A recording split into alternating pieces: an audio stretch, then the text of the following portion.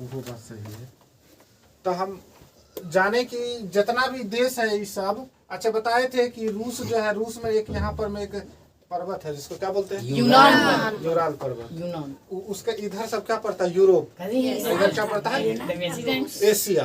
क्या पड़ता है, तो बताओ रूस एशिया में है कि यूरोप में? यूरोप में। नहीं बताए तेरे चट्टा, तुम लोग जो है एकदम चौपट करेगा।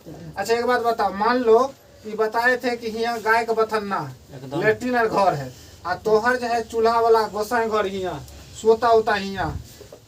बात समझो। तो तोरा से कोई पूछेगा तुम्हारा घर कहाँ है तो क्या बताएगा, गाय का बथन्ना जहाँ रहता है वही ना जी। लेट्रिन करे भले दूसर देश में जाता है, उस मतलब नहीं। तो पूरे रूस का जितना भी लोग है ना, रूस की राजधानी जो है ना मॉस्को, वो इधर है। इसलिए पूरा देश से कहाँ आता था, यूरोप। किसमें, यूरोप में। अब याद रखिएगा, यूरोप में ये जो प्रमुख देश है, अभी हम लोग समझेंगे यूरोप में राष्ट्रवाद। यूरोप में राष्ट्रवाद हम समझिएगा कि जो फ्रांस है, कौन कौन नाटक होगा, सिर्फ अभी फ्रांस को समझेंगे, फिर कल समझेंगे इटली को, फिर आगे समझेंगे जर्मनी को। तो आपको पूरा सेंस डेवलप होना चाहिए, पहले ये समझ में आए तब। तो पूरे देश का नाम याद रहेगा। एक यहाँ पर त्रिभुज आकार देश है, इतनी पितृसनक देश है, भारत का कब्जा कर लिया। क्यों कब्जा कर लिया उसको समझे, उसका सॉफ्टवेयर आपको डालेंगे अभी। अगर हम सच में अगर सॉफ्टवेयर डालने में एक्सपर्ट हो गए तो आपका दिमाग में बुम बुम करते जाएगा और तुम जाके एकदम पूरा राष्ट्रवाद। हाँ, तुमको कहेगा कि सर कोई क्वेश्चन पूछेगा अभी तोड़ न देंगे पकड़ के। हाँ नहीं, क्वेश्चन को पकड़ के 2-4 गुस्सा दे दीजिएगा, समझ लीजिए। पहले याद रखिएगा, हम बोले कि ये कौन सा देश है, पुर्तगाल, फिर स्पेन, फिर फ्रांस, फिर जर्मनी, फिर पोलैंड और ऑस्ट्रिया। सबसे खचरा देश यही है। आपको सच्चाई अभी पता चलेगा, क्योंकि हम देखो, हमको पहले क्या करना है, तुमको इतिहास को समझाना है, फिर टॉपिक पर ला के बढ़िया से दिमाग में सेट कर देंगे एकदम खिस्सा कहानी की तरह, तब तुम परीक्षा में लिख पाओगे। हम भी किताब पकड़ेंगे, तू भी कॉपी खोले हुए धाए धाए लिखते जा रहे हैं आंसर, कोई फर्क नहीं पड़ेगा। तुमको इतिहास में क्या हुआ कुछ पता नहीं लगेगा तो क्या समझ में आएगा। तो याद रखने के लिए क्या बोले थे, मम्मी आई हमको स्कूल कोचिंग से गए तो मम्मी मारी तो गाल पर। कहाँ मारी रे, कथिल मारी तो खाना नहीं खा न रे, तू भी खा के स्पेन उठा लिया न रे, सस्पेन जिस पर चाय वो बनाती है, सस्पेन लिया उसमें कथी कर ले चला जी, कथी किया, हो गया। इसीलिए उसको कहा जाता कंगाली में आटा गीला। 1 किलो आटे था वो बेसी पानी पड़ गया, उसी को कंगाली में आटा गीला, वही हो गया। तो वो हो गया, क्या हुआ, जार। उसका जो पुलाव फ्राई कर रहा था, पुलाव न रे, उसका वो कहा जा जल गया। लोग की कहेगा ये जी। और इधर है रूस। यहीं पर एक सैंडल जो है, सैंडल है उसको बोलते हैं मुंबई वाला जुत्ती न रे, उसको क्या बोलते हैं, इटली। इटली एक होता है सांबर, समझ रहे हैं जी। Yes sir. आप समझते हैं कि इसमें ना बहुत सारा देश आता है, और आज हम समझेंगे कि सबसे पहले राष्ट्रवाद को जन्म दिया था यूरोप ने। आप कहेगा सर राष्ट्रवाद क्या है, आप समझाते हैं पूरा इसको, राक्षसवा को पहले यहाँ किया रहा है। अच्छा एक बात बताइए, सिंपल बात बताओ रे, राष्ट्रवाद मतलब समझते हैं आप लोग, नहीं समझते होंगे।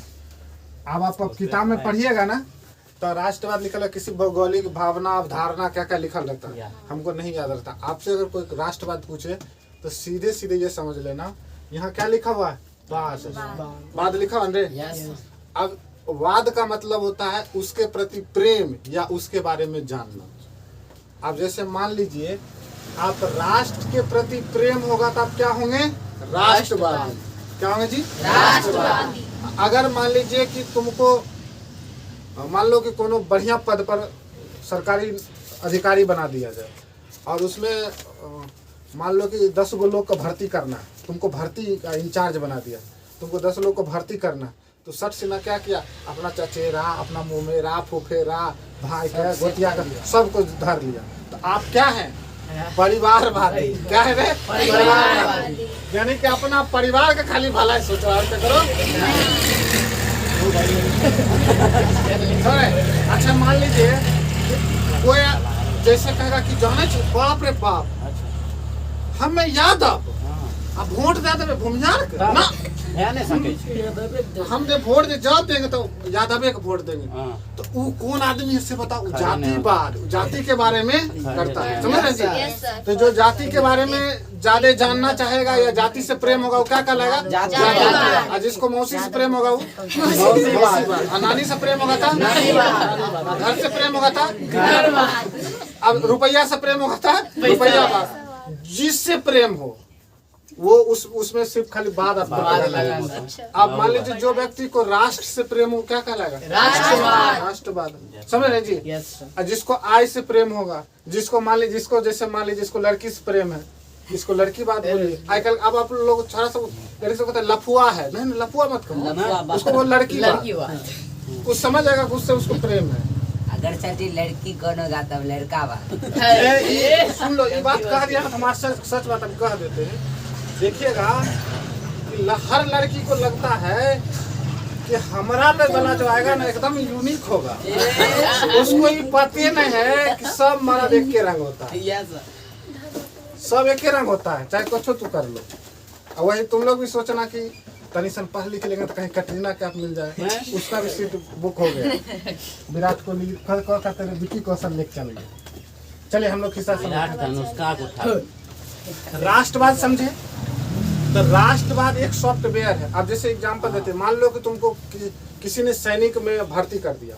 अब सैनिक में भर्ती कर दिया अब वहां पर जब बॉर्डर पर जब गोली चलेगा धाए धाए तो दूगो तो बगल में उल्टे देख लेगा तो आत्मा काम करेगा नहीं काम करेगा। अब तुम्हारे अंदर जो ये वाला राष्ट्रवाद वाला जो सॉफ्टवेयर डालल है वही तुमको उठा देगा मार दिया अब मार के छोड़ेगा मार के छोड़ेगा गया रे। ये क्या है आपके अंदर राष्ट्रवाद का सॉफ्टवेयर है और नहीं तो कहा दुगो को गोली मारे कहेगा यहाँ से निकाल जान बचा तो बकरियों को रखे कहना तो चरा के काट लेंगे होता है ना। कहेगा कि 40,000 नौकरी में जान देंगे 20,000 कमाए घर पर 5 को गाय पोस्ट का काम कर आप ठीक ना काम में नहीं जाए बता रहे। ये होता है राष्ट्रवाद।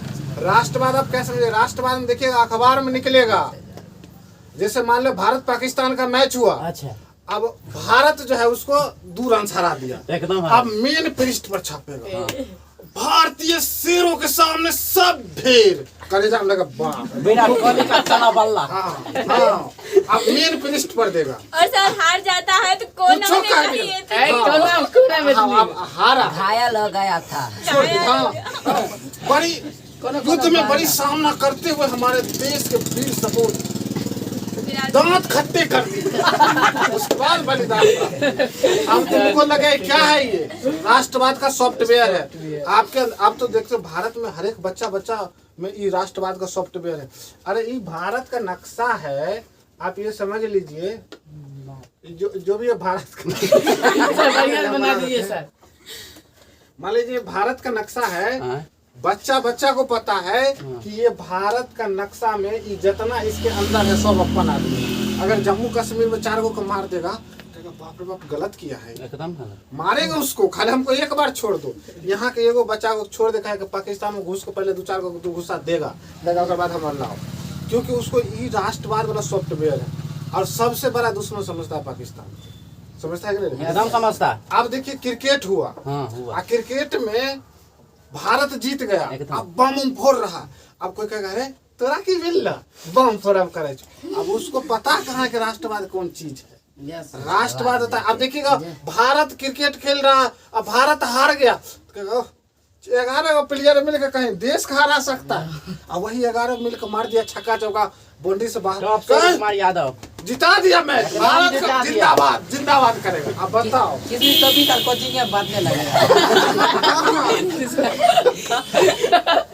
वो राष्ट्र के प्रति प्रेम होना चाहिए। अब ये देखो ना अब भारतीय सेना उठे जाकर पाकिस्तान में घुस के 10-20 को कचर के चला कहेगा बाबू बाबू इंडियन है। अब ये खाली पाकिस्तान के न्यूज में आए कि 5,000 टैंक जो है भारत के पास है पाकिस्तान के पास है कितना 5,000 टैंक। और उसके बाद कल के अखबार में आए कि पाकिस्तान के पास 5,000 टैंक है और अपने भारत के पास 50,000 टैंक है।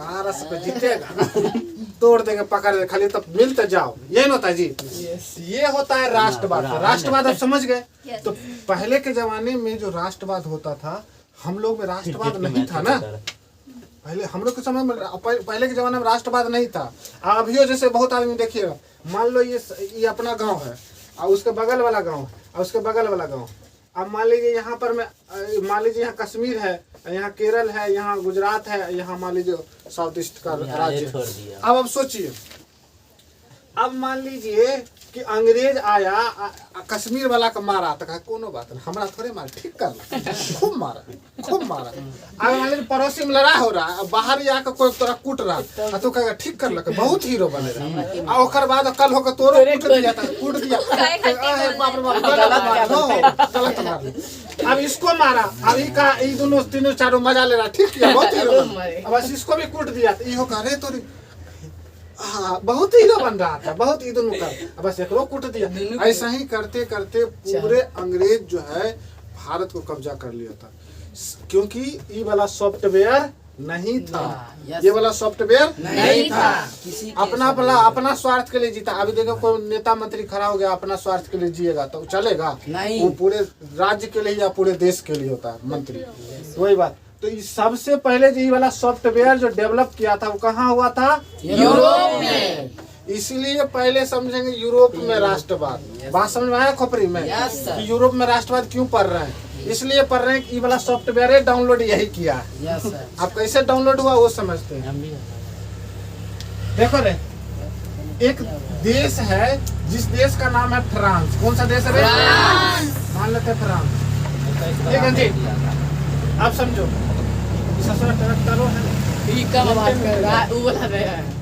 चले एक देश है उसका देश का क्या नाम है फ्रांस फ्रांस में एक वंश था जिस वंश का नाम था बुर्बो वंश पढ़े ना इसीलिए तो पहले ऑब्जेक्टिव कहे पढ़ लीजिए बुर्बो वंश कौन सा वंश है जी वैसा ही एक और इसके आसपास देश है ना जी यहाँ एक देश कौन सा है जर्मनी यहाँ पर कौन सा देश है जी कौन सा देश रूस और यहाँ पर एक देश है ऑस्ट्रिया पोलैंड गायब कर दिया अभी समझ लेना बाद में समझ रहे ऑस्ट्रिया अब देखिए और यहाँ पर एक पिद्दी सनक देश है जिसका नाम है इंग्लैंड जिसको ब्रिटेन बोलते हैं ना रे इसको क्या बोलते हैं रे इंग्लैंड ठीक है ठीक लिखे आप हाँ मैंने अंग्रेज सब है सर ये सब छोड़ी समझेगा हिंदी हम लिख दीजिए अरे तो फिर वो लिखाएंगे आपको आप वीडियो देखिएगा तो देख लीजिएगा हिंदी में सर इंग्लैंड बोले चलिए तो ये फ्रांस में कौन वंश था ऑस्ट्रिया का एक सबसे ज्यादा ताकतवर आदमी था और यह ऑस्ट्रिया का चांसलर था जिसका नाम था मेटरनिक बोलिए क्या नाम था मेटरनिक ये मेटरनिक जो था ये कहा था कि अगर फ्रांस को सर्दी लगे तो पूरा यूरोप छींकता है ये क्वेश्चन बन चुका है इस बार का जो सेंटअप एग्जाम हुआ था उसमें पूछा है और जो बेगूसराय जिला में था ना जी उसमें सेंटअप एग्जाम में पूछा गया कि यूरोप मतलब फ्रांस को सर्दी लगता है तो पूरा यूरोप छींकता है यह किसने कहा किसने कहा किसने कहा था मेटरनिक ऑस्ट्रिया का क्या था चांसलर समझ रहे जी देख लेना चांसलर क्या था रे चांसलर ऑस्ट्रिया का कौन था चांसलर मेटरनिक अब देखिए अब हुआ क्या फ्रांस में अगर फ्रांस में कुछ भी होगा तो पूरे यूरोप का जितना भी देश है टोटल में प्रॉब्लम शुरू होता है अगर यूरोप में पूरे यूरोप महादेश में अगर किसी ने फ्रांस ने अगर वो साइकिल खरीद लिया है तो पूरा देश खरीदेगा जैसे एग्जांपल दे देते हैं मान लीजिए कि कोई हीरोइन या कोई हीरो खाली कोई हीरो किसी फिल्म में यहाँ पर में लोल रंग ले वो लिपस्टिक जो होता है तो जितने भारत का लोग है सब रंग लेगा छौरा सब पूरा केस इला के कटा लिया मुर्गा कट।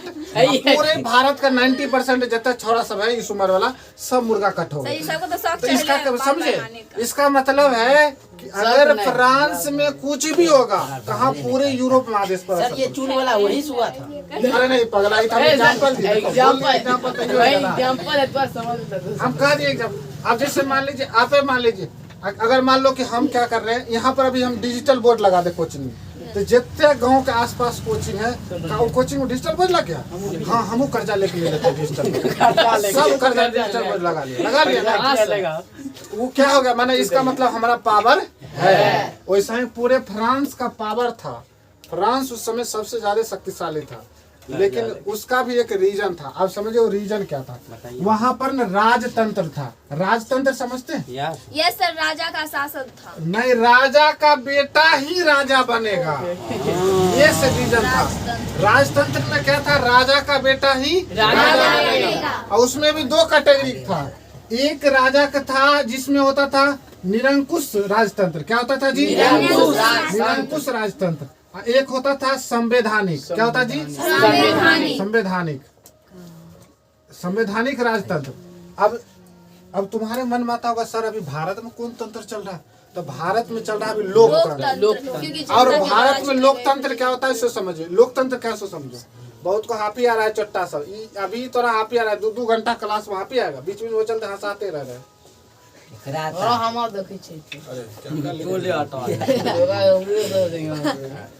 देखिए होता क्या था, लोकतंत्र में क्या होता है, लोगों के द्वारा प्रतिनिधि चुना जाता है। और एक समस्या है, प्रतिनिधि चुनेगा वो भी अपना मन से मनमानी नहीं करेगा। अब मान लीजिए कि कोई, मान लीजिए कि जैसे अभी प्रधानमंत्री जी कास्ट के बनिया, अब वो कह देंगे कि जितना कास्ट के बनिया जाति से हैं सबको सब कुछ फ्री। अब सब सड़क पर उतर जाएगा, कहेगा रे तोरी को फ्री, बाकी सबको कुछ देंगे, पहले और राहिए ले देंगे, मिलेगा। होगा कि नहीं होगा झगड़ा? वो वाला सिस्टम ले तो कहा कि नहीं, वहाँ मनमानी नहीं चलेगा, लोकतंत्र होगा, लेकिन एगो किसी किताब में लिखा हुआ नियम कानून होगा, उस नियम कानून के अनुसार चलेगा, तब होगा गणतंत्र। भारत कब गणतंत्र हुआ? 1950 में हुआ। 26 जनवरी 1950 को भारत का हुआ गणतंत्र हुआ। 47 में अच्छा आपसे पूछेगा भारत में राष्ट्रवाद वाला सॉफ्टवेयर कब चढ़ा था? तो आपसे पूछ सकता है कि भारत में राष्ट्रवाद की भावना कब जागी, तो वो समझा देते। भारत में राष्ट्रवाद की भावना 1942 ईस्वी में जागा था। अंग्रेज को जब सब बदमाशी कर रहा था ना, इंडियन लोग सब बदमाशी कर रहा था, तो अंग्रेज का कौन छोड़ दें, कश्मीर छोड़ दें, गुजरात छोड़ दें, तो कहा ना ना ना, गुजरात कश्मीर नहीं, भारत छोड़ो, भारत छोड़ो। आपसे पूछेगा भारत छोड़ो आंदोलन में अरे याद रखने की सब टेक्निक है ना, और ये सच्चाई घटना है, ये सब चीज को डेवलप करो। चलिए, तो इसमें क्या समझे कि राजतंत्र में एगो था निरंकुश, एक था संवैधानिक। निरंकुश राजतंत्र और एक क्या था? संवैधानिक। अब समझिए, निरंकुश में क्या होता था कि राजा का बेटा का जे मन होता सेहे करता। अब जे मन से है मतलब जे मन है वह करेगा। उसमें अब जैसे मान लीजिए कोनो जनता को कुछ करना हो तो वो कह दिया कि सरकार इतना बात है, पकड़ पहले 4 थप्पड़ दे, समझ रहे ना? वो आपको समझा ही नहीं सकता, रोक ही नहीं सकता है, जो मन होता। जैसे अब मान लीजिए कोनो, आप सुने कहानी के सामने का पहले का राजा था और क्रूर था, सबको मारता पीटता था, उस टाइप के राजा होते हैं, किसी का नहीं सुनने वाला, उसको बोलते हैं निरंकुश। एक राजा वो भी होता है, राजा का बेटा ही राजा बनता है, लेकिन वो क्या करता है, संवैधानिक रूप से काम करता है, संविधान बना हुआ उसके नियम के पालन करता है। तो अब देखिए निरंकुश राजतंत्र में क्या था कि इसमें सिस्टम बना हुआ था, समझ रहे हैं ना? इसमें क्या सिस्टम बना हुआ था, पहले यहाँ तक नोट कर लीजिए तो जल्दी से, ये वाला नोट करो तो जल्दी।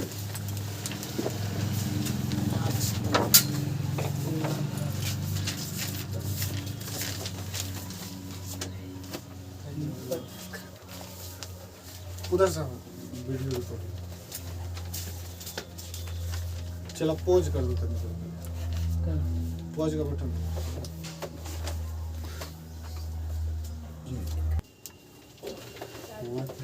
चलिए तो इसमें क्या था कि हम समझे कि राजतंत्र था, तो राजतंत्र में क्या था रे, दो टाइप का था। कौन टाइप का था? दो टाइप का। एक था निरंकुश, हाँ निरंकुश था, और एक क्या था? संवैधानिक। संवैधानिक संवैधानिक लिख लेना, गलती लिखेंगे तो बोर्ड पर अपना ठीक कर लेना।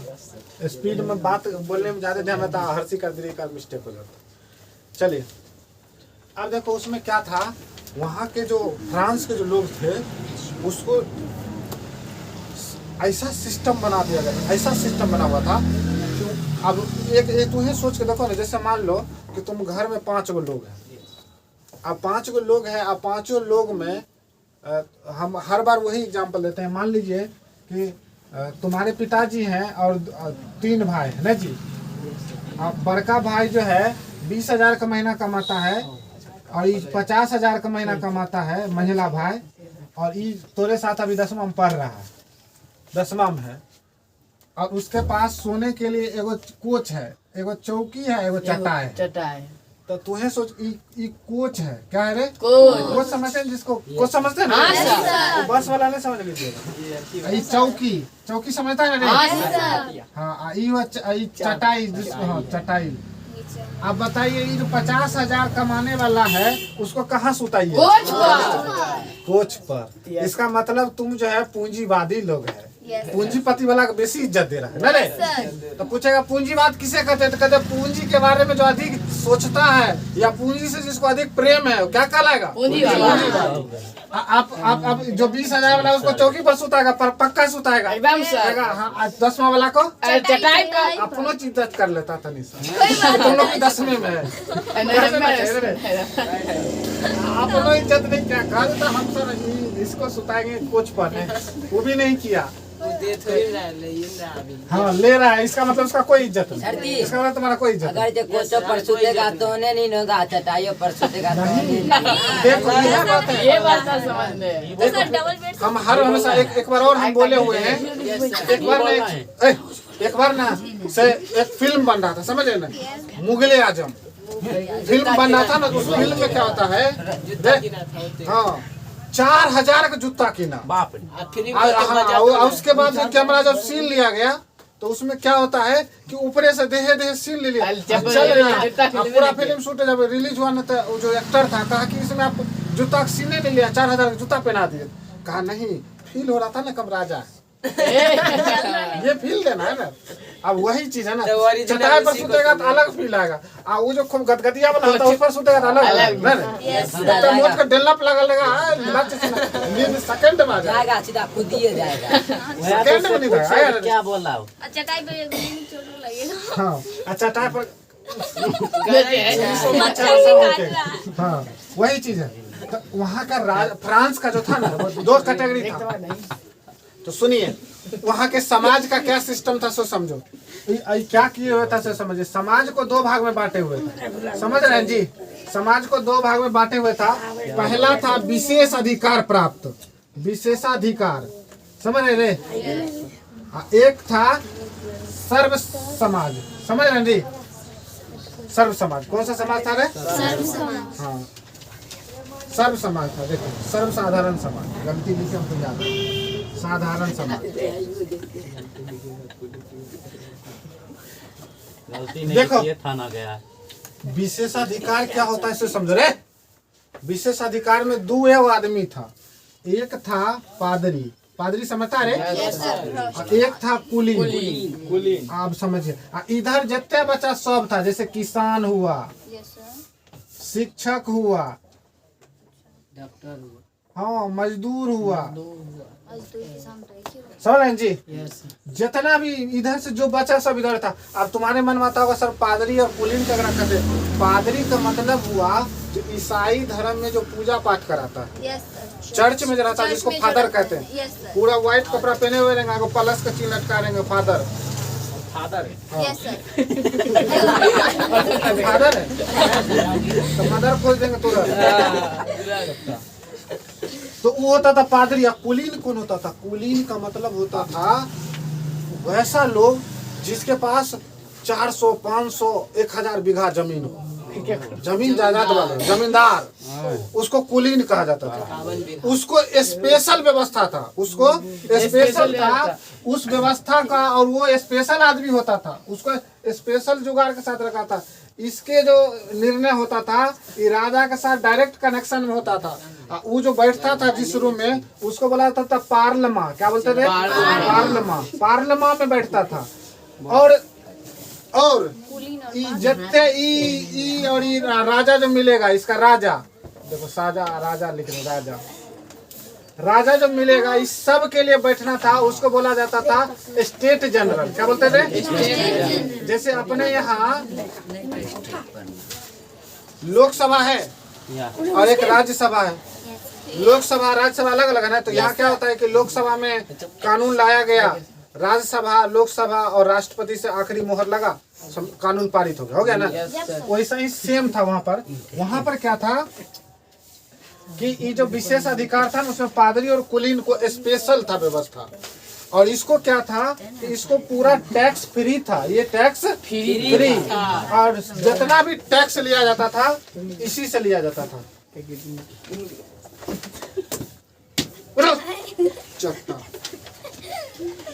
नौटंकी कर रहा नहीं, लिखना है, छोड़ दे।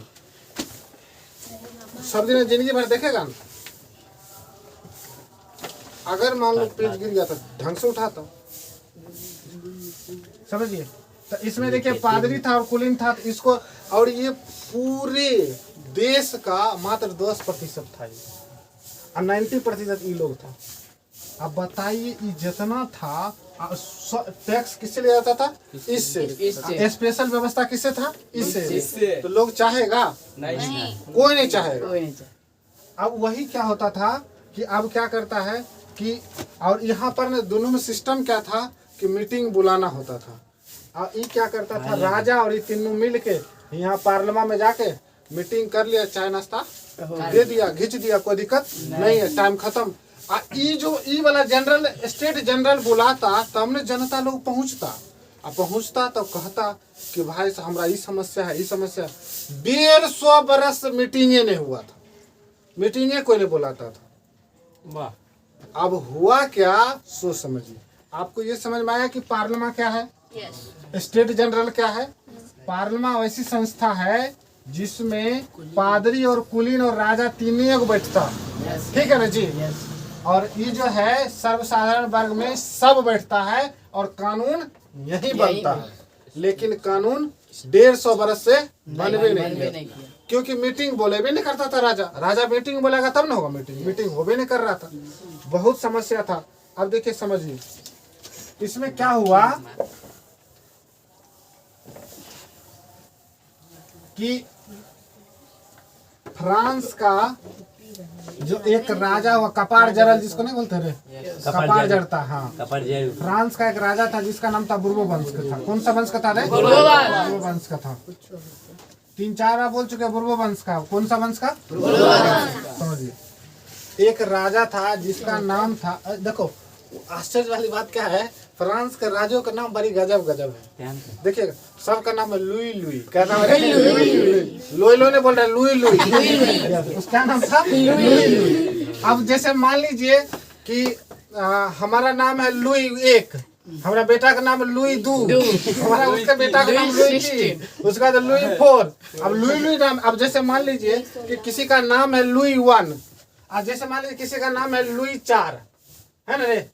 अब वो समझ रहा होगा कि लुई 3 होकर बाबू होगा, समझ रहे? लुई 2 होकर बाबा होगा, और लुई होकर छेर बाबा होगा, वही छेर बाबा पर बाबा जो भी हो, समझ।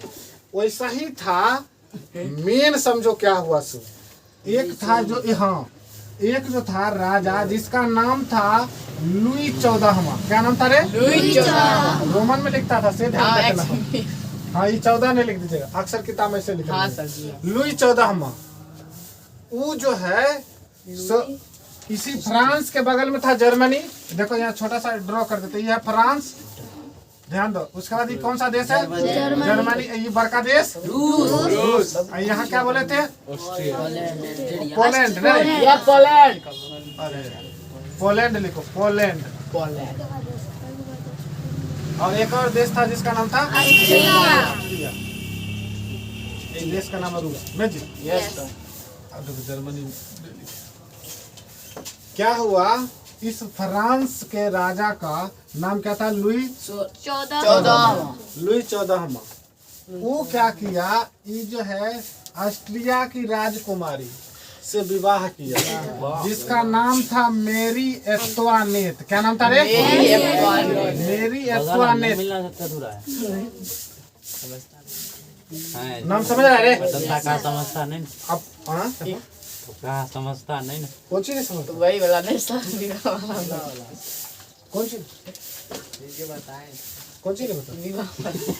विवाह बोला सबको जरीना याद आ रहा है। Yes, sir, on 49. अच्छा छोटा ये कुछ चलिए, तो हम क्या बताए, इसका क्या नाम था?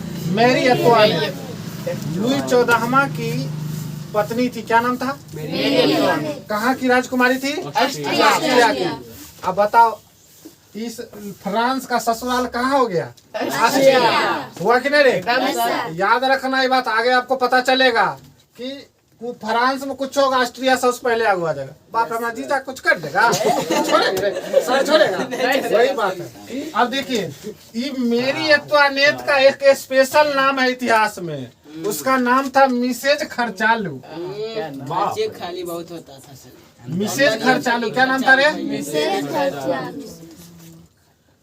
देख लेना, मिसेज खर्चालू। ये क्या करती थी कि एकरा एगो 3 महीना का बेटी था, उसको खिलाने के लिए 1000 नौकर था। 1000 नौकर, 1000 नौकर। आप सोच के देखो, हम इससे थोड़ा देर पहले आपको समझाए थे कि राजतंत्र में समाज को 2 वर्ग में बांटा था। एगो था विशेष वाला, एगो था सर्वसाधारण। तो टैक्स किस पर लगता था? सर्वसाधारण। अब विशेष वाला टैक्स फ्री था। अब तुम्हें एक बात बताओ, इम्पोर्टेंट सोच के देखो कि मान लो कि तुम्हारे शरीर में डॉक्टर पहले ही कहा है कि 3 लीटर खूने है, तैयो डॉक्टर एकदम सिरिंज पर सिरिंज खींचने जा रहा है। एक बार खींचा तो कहा चलो कोई बात नहीं, 2 बार खींचा तो कोई बात नहीं, तीसरो बार खींच लिया तो कहा अब आखिरी हो गया, अब खींचा तो बड़ी मार मारे। अब बताओ, ये पहला नंबर तो सबसे गरीब मजदूर सबके से टैक्स वसूल रहा था, और जो पैसा वाला धीरे धीरे मोटगर होते जा रहा है। कुलीन मोटा हो ही रहा था, पादरी बेचारा संत महात्मा लोग समेट समेट के सब धरने हैं, चुप चुप पेटी बक्सा। वही होता है ना। तो क्या हुआ कि अब मिसेज खर्चालू का खर्चा बहुत ज्यादा था, माने बहुत ज्यादा, मतलब सोच लो, एक बार जो ड्रेस पहन ली वो इटली से खींचा आएगा। समझ रहे ना? हाँ। अब जैसे मान लीजिए कि बेटी अभी रो दी है, उसका 3 महीना का बेटी अभी रो दिया, तब सोच लो, जो हंसा दिया, जो गहना जेवर है सब उसको दे दिया, और कल फिर नया आएगा। अब तुम्हें सोचो, गरीब आदमी काम कर कर के टैक्स भरने जा रहा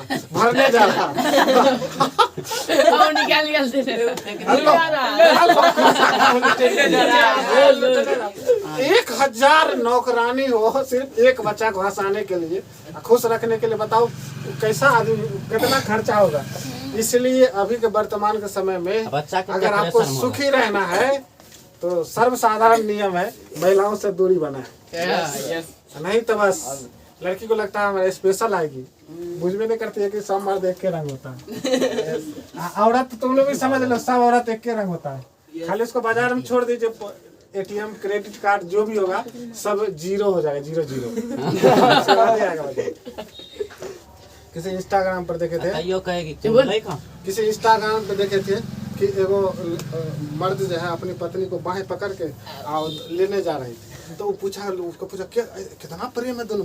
कहा प्रेम उरेम नहीं, पागल, बार बार दुकान में घुस जाते। वही चीज है, वही चीज है।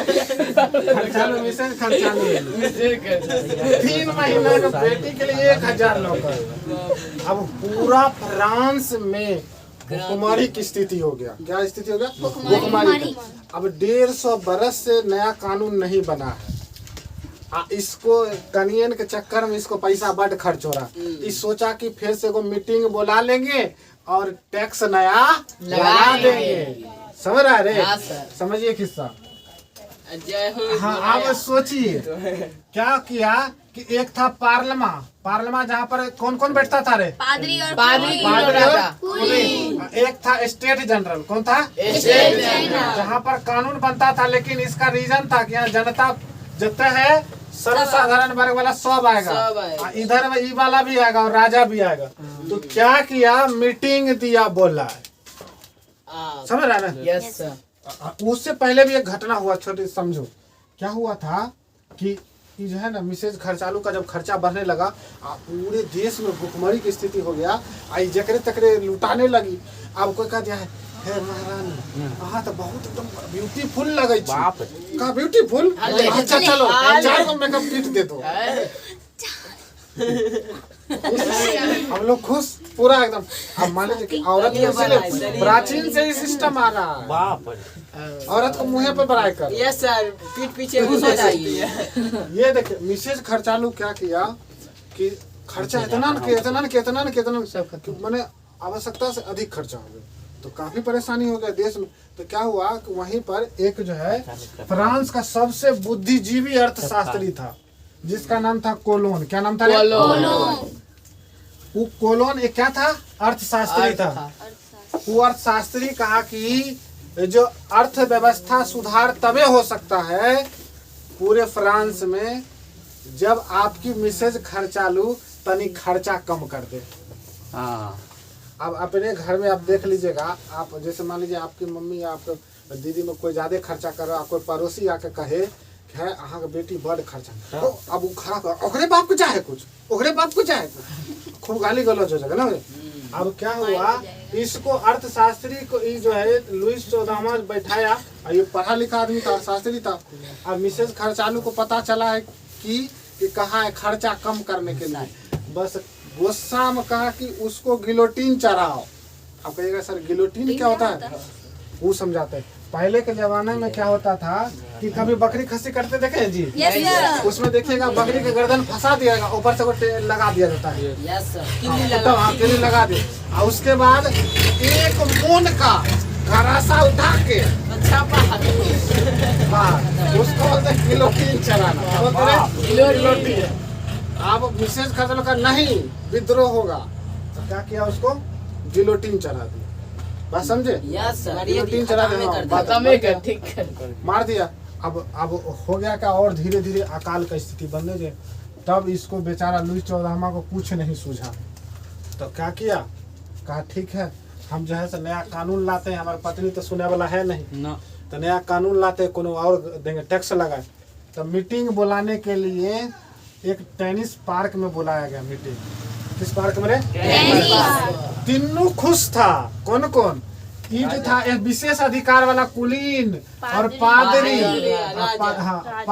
पादरी और इधर से ये स्टेट जनरल वाला जाता था, वो खुश था कि रे तोरी के तीनों खुश है।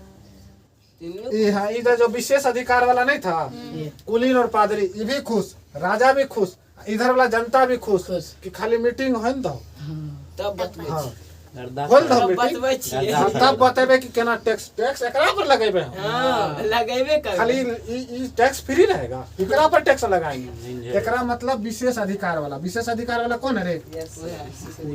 कुलीन और पादरी। कुलीन और पादरी। इसलिए बोलवा रहे बार बार को ना याद रहेगा।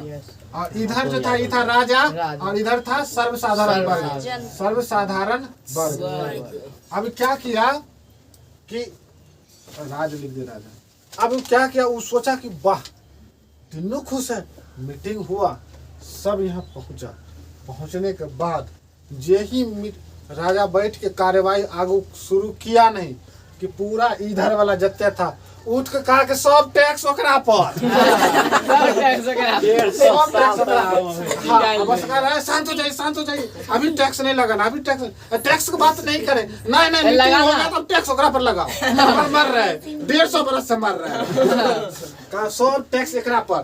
तो ये लोग कहा कि हम नहीं मानेंगे, हम टैक्स नहीं देंगे, हमको तुम हमको बता रे हमको सिखाएगा हमें नहीं जानी मीटिंग में होबे करता तो अभी गर्मी घर पर जा रही है टैक्स लगा अब पूरा जनता हंगामा हो गया हो गया क्या मीटिंग नहीं होगा नहीं होगा टैक्स लगाने देगा सोचा जनता लोग सोचा कि अगर कहीं मीटिंग पूरा चल गया तो कहीं टैक्स पारित हो गया तो फिर देना पड़ जाएगा वह सोचा कि खेले हाँ खेल मैंने खेले भंडोल खेले बंडोल बचपन में था खेले नहीं खेला काट के खेलवा ने खेला तो खेले भंडोल का ले खाची होई छे जेकर एक चौका अरे तब हम लोग खेलते थे तब विकेट उखाड़ लेता नहीं नहीं चल हमारे विकेट से चल है भाई दे दे गेंद ला हां सर पता नहीं क्रिकेट खेलने के लिए जिसके पास गेंद रहता था उसको कुट्टी और काटे हम लोग ज्ञान चल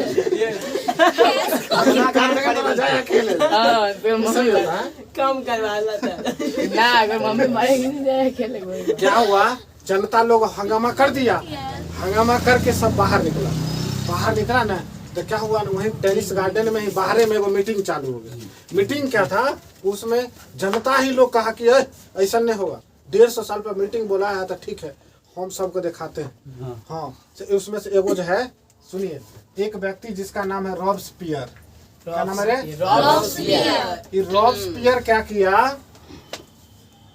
तुरंत खड़ा होकर कहता है जे होगा सब फरिया लेंगे हम तोहर का नेता है सब जनता का ठीक है हमारा नेता अरे गरीब में काहे को कोई नेता बनेगा तो सबका सब ठीक है मौका थोड़े मिला इसको चुगली करने का अमीर आदमी क्या करता है छोटा आदमी की चुगली ये छोरा बड़ हीरो बन रहा तू अरे कुछ नहीं कहे बाप रे बाप हम तोरा 100 रुपया दो तू खड़ा हो न चुना मोरा हरान पे हाँ यही होता है अब उसको कहना तो दा पीच का कुछ न कुछ करा के उसको बैठा देना जीत लेगा फिर जो जिसको जीता है फिर नोटंकी वही होगा रॉबस्पियर क्या हुआ राजा बना तो कहा कि ठीक है हमको एक कानून लाना है और कहा कि अपना जो मीटिंग किए हैं हम लोग तो कानून को माने नहीं मीटिंग किए तो चलो ठीक है मीटिंग तो कर दिए अब तुम्हें बताओ कि ये जो मीटिंग हुआ तो इकर कोनो पार्टी के नाम होना चाहिए पार्टी होना चाहिए रे तो कहा कि ठीक है हम लोग जो है जोकोबियन दल के नाम से पार्टी बनाएंगे कौन सा दल रे जोकोबियन दल कौन सा दल जोकोबियन दल से पार्टी बनाया इतने गुस्से में मैंने जनता को खुशी से नहीं कहता है मैंने बंदर का हाथ में आदि अदरक स्वाद आएगा बंदर का मुंह रीजन उसका रीजन क्या था सर या फिर कहेगा बंदर पूछ कभी सीधा नहीं होता कुत्ता अब उसमें क्या हुआ वो जो है इसको इतने घमंड चढ़ गया कि ये उठा कुल्हाड़ी लेने जार ने कहा कि बाप रे बाप पूरे जनता को नाश करने वाली मिसेज खर्चालू को पहले पकड़ उसको पास बहुत का गिलोटीन चढ़ा एक गिलोटीन चढ़ा चौराहा पर उसको कटवा दिया अब गिलोटीन दोनों चढ़ गया अब जनता का रे बाप तू है बहुत खराब आदमी बताओ जेल में रख देते तो बात जेल में रख देता तो बात अब बताओ से लोग गिलोटीन चढ़ा दिया यो ठीक नहीं बस मैं जनता में इसको उठा के लारे लेकर रॉबस्पियर का काट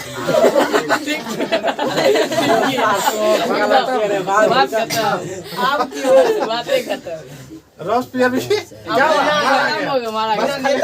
रॉबस्पियर जिंदा हुआ इन दोनों को टपकाया टपक गया अब हुआ क्या तुम्हें सोच के देखो इसका अब दूसरा सा घटना यहाँ पे रॉबस्पियर जब ये मारा जाता है तो थोड़ा मन माता होगा कि सर फ्रांस के गद्दी पर कौन बैठा होगा अब तुम्हें बताओ अब सोचने वाली बात है तब तक का एक प्रसंग यहाँ पर ये लिखे हैं तो जिंदा ही ना था उसकी कौन कट गया दोनों कट गया दोनों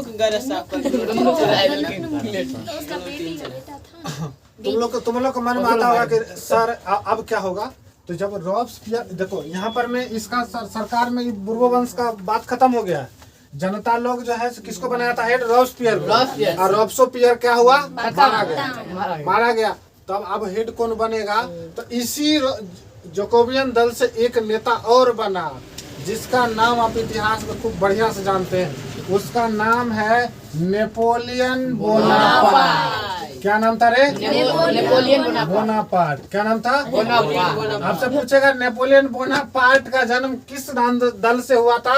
जैकोबियन दल। आप समझ में आएगा रे? जैकोबियन दल का नेता था, कौन था रे? Napoleon Bonaparte. जब रॉसपियर मारा था उसका फ्रांस की गद्दी पर कौन बैठा? Napoleon Bonaparte. नेपोलियन बोनापार्ट बहुत ही योग्य राजा बना और उसका मानना क्या था जानते हो? समानता, समानता का अधिकार दे दिया। स्वतंत्रता और बंधुता। कहा कि फ्रांस का प्रत्येक नागरिक समान है। बात सही है? Yes sir. और पूरा फ्रांस के लोग स्वतंत्र हैं, जो मन से करना। टैक्स देना हो तो देना, नहीं देना होगा तो नहीं देना। अब बताओ जनता कितना खुश होगा। वाह। तब बढ़िया, एकदम खूब बढ़िया। बढ़िया राजा। अब बंधुता, सभे आपस में बंधु हैं, बंधु भाई भाई बंधु भाई है। कौन है रे? सब आपस में बंधु बंधु मतलब भाई भाई, सब भाई हैं। अब तुम्हें सोच के देखो, हम बोले थे पहले ही कि फ्रांस को सर्दी लगेगा तो पूरा यूरोप छीकेगा, छीकेगा ना जी। फ्रांस में अब जो है लोकतंत्र बन गया है, नेपोलियन आ गया है, राजशाही खत्म है। तो बगल में स्पेन वाला कहता है भाई इनू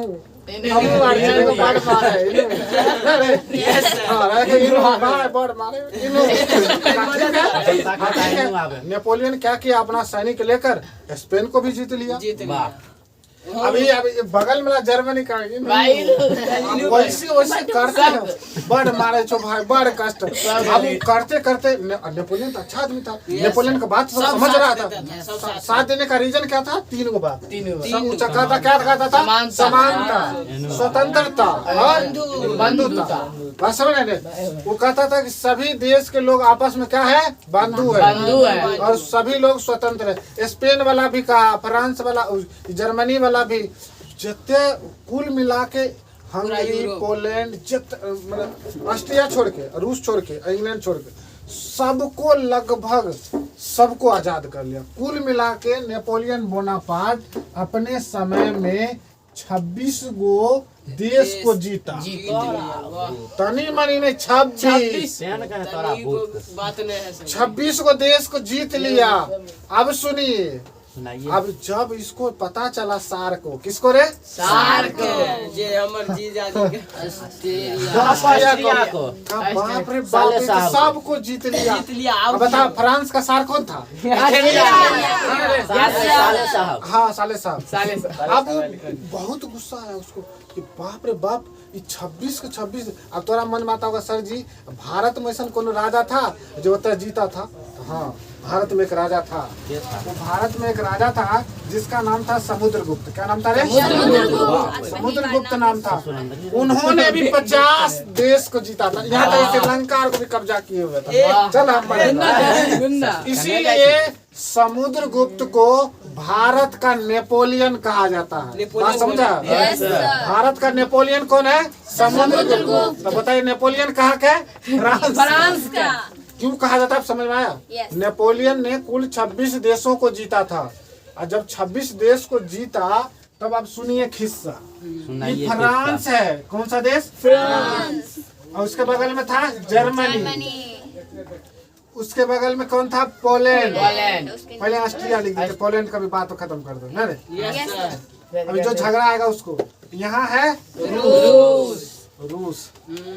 यहाँ पर एक देश था त्रिभुज आकार जिसका नाम था इंग्लैंड। कौन सा देश रे? इंग्लैंड। पूरा यूरोप को लगभग 26 देश को जब नेपोलियन जीत लिया तब क्या हुआ? एक बात का, जैसे मान लीजिए बड़ा आदमी बन जाइएगा तो कोई चाहेगा ना कि उसको फिरकी ले। फिरकी लेने मतलब उसका तनी मजाक तो होता क्या है कि ये जो 3 गो जो नारा दिया ना, इसी नारा में से एगो बात लीक हो गया। क्या बात लीक होता है इसे समझो। हम फ्रांस के लोग हैं तो हम न बंधु, स्पेनो वाला हमार बंधु। हमार बंधु स्पेन वाला नहीं है। अब ई बात का जहीं गुलगुल्ला पकना शुरू हुआ, गुलगुल्ला पकना में देखिए और सब गुलगुल्ला पकना शुरू हुआ कि बस पता किसको चल गया, सरवा ऑस्ट्रिया को पता चला, यही मिसेज खर्चालू। ई क्या किया सो समझो, ये क्या किया, इंग्लैंड को बुलाया। अब कहिएगा कि सर इंग्लैंड को क्यों, इंग्लैंड में भी राजशाही था, अभी भी राजशाही है, लेकिन उसमें एक सिस्टम था संवैधानिक, संविधान के अनुसार चलता था। तो संविधान के अनुसार चलता था तो यह देश कौन सा है, अब एक और था रूस। ये तीनों मिल के क्या किया, 1814 ईस्वी में नेपोलियन के साथ युद्ध लड़ता है। किसके साथ? नेपोलियन के साथ। पॉज करो, पॉज करो। नेपोलियन के साथ क्या किया, युद्ध 1814 ईस्वी में एक जगह था जिस जगह का नाम था वाटरलू। क्या नाम था रे? वाटरलू का युद्ध हुआ। और वाटरलू के युद्ध में जो ऑस्ट्रिया का राजा था मेटरनिक, कौन था? मेटरनिक क्या करता है कि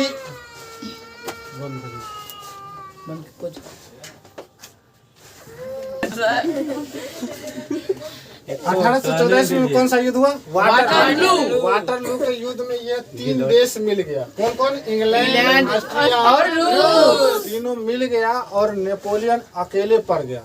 और नेपोलियन को वाटरलू के युद्ध में बुरी तरह हराया और उसको क्या किया, नेपोलियन को बंदी बना लिया, मारा नहीं, और बंदी बना के सेंट हेलेना द्वीप, कौन सा द्वीप? सेंट हेलेना द्वीप पर उसको क्या किया, रख दिया। सेंट हेलेना द्वीप पर रख तो दिया।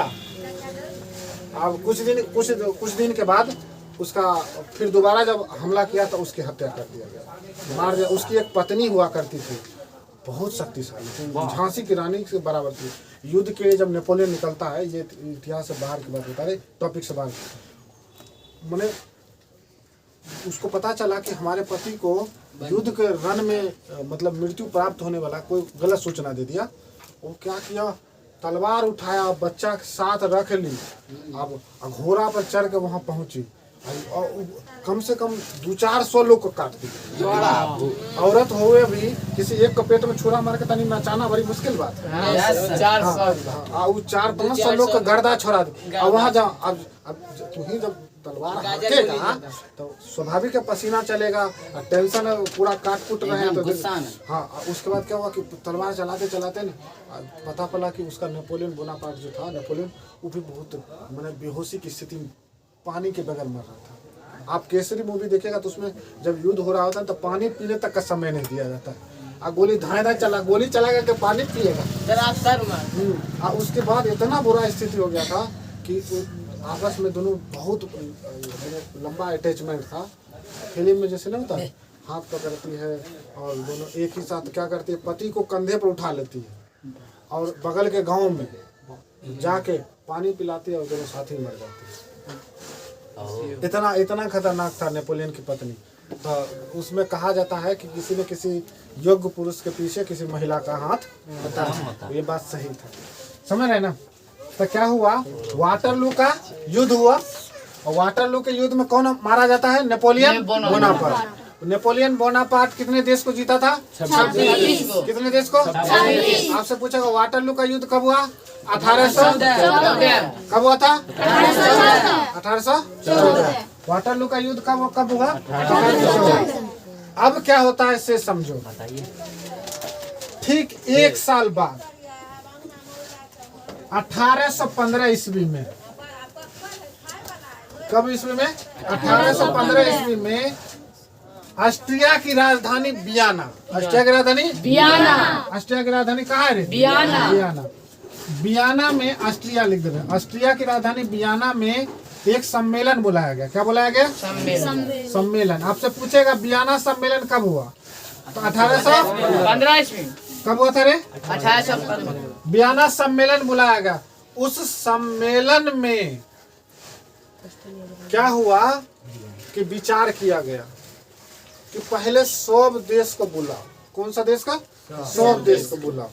सब देश को बुलाओ तो क्या हुआ कि जितने भी यूरोप का देश था सबको बुलाया गया और उसका नेतृत्व किसे कौन कर रहा था? साला साहब मेटरनिक। मेटरनिक। कौन कर रहा था रे? मेटरनिक। मेटरनिक। साले साहब बोलिए। मेटरनिक कौन था रे? मेटरनिक। मेटरनिक पूरा नेतृत्व कर रहा था और कहा कि अच्छा बताओ, तुम्हें बताओ, राजा जो राजा बनता होगा वो कभी चाहेगा कि लोकतंत्र है? कभी नहीं चाहेगा, वो हमेशा चाहेगा राजा। फिर से क्या करता है ये मेटरनिक? फ्रांस में फिर से राजतंत्र ला दिया। राजतंत्र लाया तो उसमें जो था क्या किया? लुई 16वां, समझ आया ना? लुई 16वां और उसके बाद जो है लुई 17वां। सर नेपोलियन को बंदी बनाकर कहाँ रखा गया था? नेपोलियन को बंदी बनाकर के कहाँ रखा गया? सेंट है लिखा हुआ। सेंट हेलेना दो, समझ रहे ना? लुई 16वां समझिए, वो कहता है कि मतलब लुई 14वां और लुई 16वां। देखो लुई 16वां को मिस्टेक से बोल दिए हैं, यहाँ पे होना चाहिए था लुई 16वां। कौन होना चाहिए रे? लुई 16वां। 14वां सिर्फ ये बोला था कि मैं ही राज्य हूँ, बस इतना जानिएगा। तो लुई 16वां मरा, उसके बाद क्या होता है? लुई 17वां जो स्वाभाविक है सीरियल में आएगा तो 17वां होना चाहिए। 17वां को कहा ना हम नहीं बनेंगे राजा। बाप रे बाप, फ्रांस का जनता बेवकूफ है, कखनी उठा गिलोटिन चढ़ा देगा। तो लुई 17वां को कहा गद्दी पर बैठिएगा, कहा ना हम नहीं बैठेगा। वैसा ही हुआ रे, सोच के देखो ना। भारत में क्या हुआ था?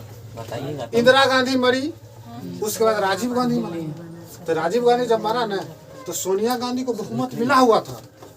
तो वो सोची बाप रे बाप, हमारा सास को मार दिलक, हमारा दूल्हा को मार दिलक, अब हमरो मार दे। हम बेटा का अगर कहीं प्रधानमंत्री बनाए तो वो क्योंकि उस समय प्रधानमंत्री का ना उसके पास बहुमत था ना, बहू मिलता है ना मत मिलता, कुछ नहीं मिल रहा। अब तो कुछ नहीं मिल रहा है ना उसको सुने, बहू मिल रहा है ना उसको वोट मिल रहा है, दोनों में कुछ नहीं मिल रहा है। तो ऐसा सिस्टम हो गया। अब उसी समय तो क्या किया? मनमोहन सिंह को प्रधानमंत्री बना। बात समझ रहे? मजबूरी में एक बढ़िया योग्य अर्थशास्त्री को देकर मनमोहन सिंह को प्रधानमंत्री बना दिया गया। नहीं तो उस समय राहुल गांधी बन सकता था प्रधानमंत्री।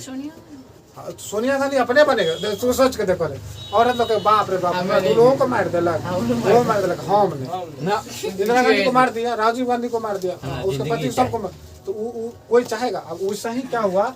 लुई 17वां कहता नहीं बाप रे बाप, अपना बाप को मार दिया, ये का लोग पागल।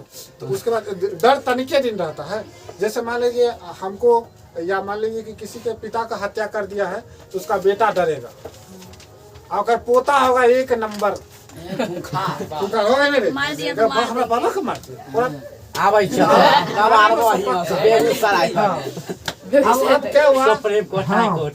लुई 18वां गद्दी पर बैठ गया, लेकिन ये सोचा कि जनता सभी पागल है, अगर हम कुछ किए ना थोड़ा बड़ी मार मारे। ककरों पर टैक्स उक्स नहीं लगाया, कहा जेना है होना रहने दो, जेना है होना है रहने दो, जेना होना चलने दो। चल रहा है।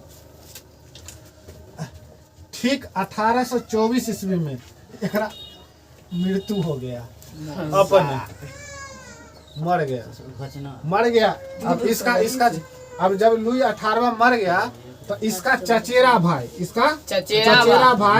अब उधर से चार्ल्स 1 2 3 4 आ रहा था, समझ रहे थे? इन्हें से लुई जा रहा था, उन्हें से चार्ल्स आ रहा था। इसका चचेरा भाई था, चचेरा भाई का नाम था चार्ल्स दसम। क्या नाम था रे? चार्ल्स दसम। चार्ल्स दसम गद्दी पर बैठा आ ई कहा बाप रे बाप, हमारा चचा का मार दिला तो काबिल पूछे छोटा गड़ता बोल लगे दिसन। अब क्या हुआ से समझिए, ध्यान दीजिए, ध्यान दो रे। मात्र 6 वर्ष बाद ही 1830 महीना है जुलाई का। कौन सा महीना?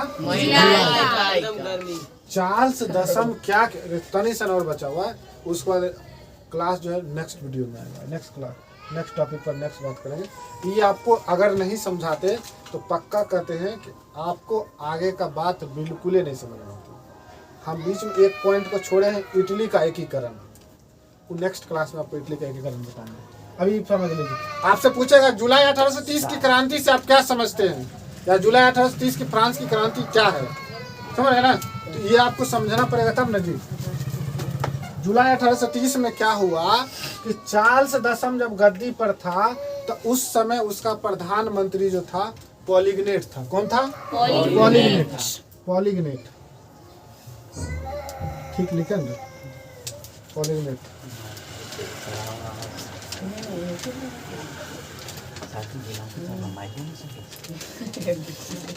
ठीक। चार्ल्स दसम का प्रधानमंत्री कौन था? पॉलीग्नेट। अब वो पॉलीग्नेट क्या था सो समझो। ये पॉलीग्नेट जो था सबसे इम्पोर्टेंट क्या था कि ये जो था गरीब विरोधी आदमी था, मतलब गरीब का वो विरोधी था। हाँ, विरोधी था। अब वो क्या करता था, अब तुम्हें सोच के देखो, यहाँ तो झगड़ा किस बात का हो रहा था? टैक्स लगाने का। टैक्स के चलते जनता से बार बार लड़ाई हो रहा था। अभी पॉलीग्नेट था अमीर का सपोर्टर। अमीर का अभी क्या किया, 6 साल गद्दी पर बैठले हुआ। 24 में कौन मरा? लुई 18 मरा। उसके बाद चार्ल्स दसम गद्दी पर बैठा, 6 साल बैठला हुआ कि सोचा कि ये वो टैक्स लगाइए देते हैं। बस फट से ना क्या हुआ, जुलाई 1830 में जो ही पॉलीग्नेट प्रधानमंत्री के सपोर्ट से चार्ल्स दसम टैक्स लगाया कि पूरा फ्रांस की जनता पेरिस के सड़कों पर कचाकच भर गया कि खाली ओकरा निकाल के ला चार्ल्स दसम ओकरो गिलोटिन चढ़ाइए दे। हम पूरा जनता जो ही फ्रांस का जनता जब ही सड़क पर निकला, पॉलीग्नेट का पता चला है चार्ल्स दसम, बाप रे जनता सनक गेलो की करबो, बुढ़िया बिस्तर समेट यहाँ बस क्या हुआ कि यहाँ से भाग और भाग के क्या हुआ, इंग्लैंड चला गया। कहाँ चला गया रे? इंग्लैंड। भाग के इंग्लैंड चला गया। तो भाग के जब इंग्लैंड चला जाता है तो आपसे पूछेगा जुलाई 1830 की क्रांति होने का क्या कारण था, तो आप बताइएगा कि जब लुई 18वां की मृत्यु होती है या मतलब अकस्मात मृत्यु हो जाता है, अब बूढ़ा होगा तो मृत्यु हो गया होगा या किसी कारण बस भी हो सकता है, इतिहास में नहीं बताया जाता। तो क्या होता है कि जब उसकी मृत्यु हो जाती है तो उसके बाद उसको जो है से ठीक 6 साल बाद जुलाई 1830 में फिर से नया टैक्स लगाता है। किसके सपोर्ट से? अपने प्रधानमंत्री पॉलीग्नेट के सपोर्ट से टैक्स लगाता। और क्या होता है कि वहाँ की जनता फिर से क्या होती है, सड़कों पर आ जाती है और चार्ल्स दसम और पॉलीग्नेट भाग के कहाँ चला जाता है? इंग्लैंड। जितने भी राजा आगे का होगा सब भाग के इंग्लैंड जाएगा। समझ रहे ना? तो नेक्स्ट क्लास में नेक्स्ट बात करेंगे।